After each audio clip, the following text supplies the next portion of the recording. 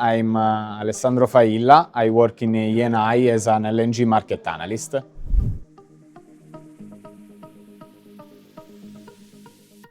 Yeah, Eni is one of the major oil and gas company all over the world, for sure the main one in Italy, and we focused on supplying exploration upstream and supplying oil and gas to different countries in the world, in particular for sure European countries and Italy. But we also focus on different commodities like power, like carbon, like CO2 emission. So we have a lot of topics around our company to end with, and I think that could be enough.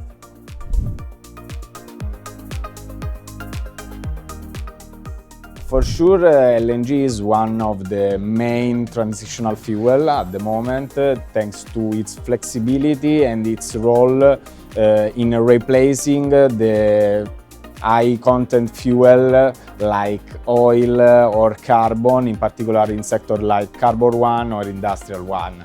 The main challenge is to, in particular, try to find the type of machines, the type of ways that can create an economical sustainability of the transition of all these processes that in the end aims to produce energy in all the different sectors, but also to probably try to understand the fact that this could be very important in this transitional phase towards the net zero emission, and so also Europe probably should not be against this transitional fuel like the LNG, but should support the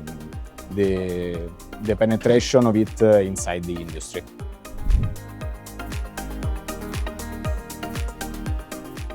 For sure, if I have to mention one extremely fascinating project is Plaquemines LNG, a new LNG project that came online on December 2024 in the United States.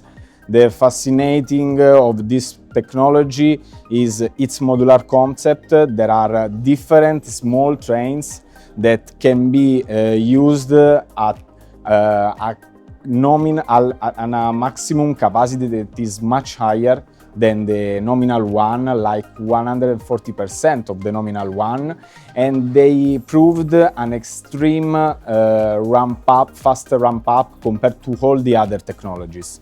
And for this reason, it is for sure the Venture Global project one of the main to be discussed at the moment for me.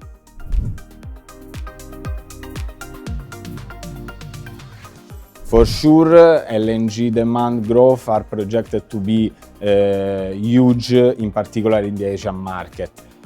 China is one of the main one in this context. There we will see a strong decrease in coal consumption in the power sector, switching part of the production in gas one. But also all the Southeast Asian country and South Asian country like India, Pakistan, Bangladesh will provide a huge upside in the LNG demand due to several reasons between higher power demand and domestic production depletions.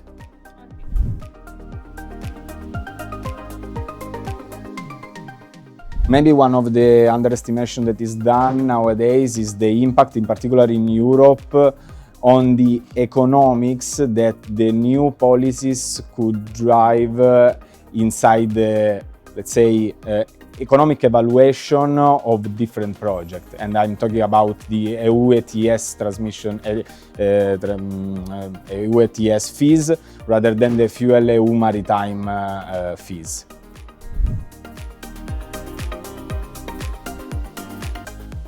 For sure, this was a fantastic event for different reasons. First of all, because I see different presentation presented by very important peers of the sectors in the different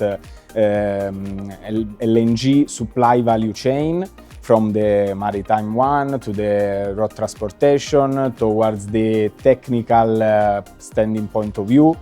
And also it is fantastic how the networking is enhanced in this type of event with